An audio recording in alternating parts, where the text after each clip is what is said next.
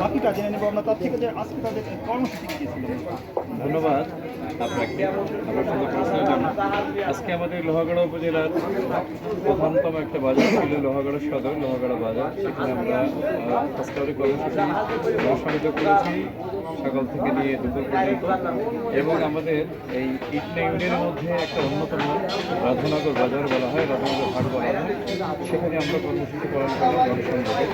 আমরা এখানে 2টা থেকে শুরু করেছি এবং এই এখন সময় 3:33, 3:30 পর্যন্ত আমরা একটানা এখানে গণসংযোগ করলাম এবং জনগণের স্বতঃস্ফূর্ততা, এখানে স্বতঃস্ফূর্ত অংশগ্রহণ এবং এখানে ব্যবসায়ী যারা আছেন, দোকানদার ভাইয়েরা যারা আছেন, স্থানীয় যারা আছেন, তাদের মাঝে একটা চমৎকার সাড়া আমরা পেয়েছি।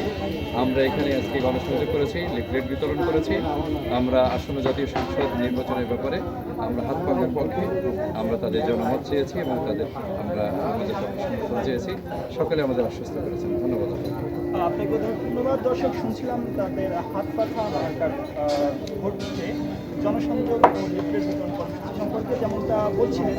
তিনি প্রথমে লোহাগড়া বাজার জনসংযোগ করেছেন এবং বর্তমান অবস্থান করছেন লোহাগড়া উপজেলার একটি বৃহৎ যে বাজার রয়েছে রাজনগর বাজার, সেখানে কথা বলবো আরেকজন কর্মীর সাথে, জেনে নিব তাদের নির্বাচনের প্রস্তুতি সম্পর্কে।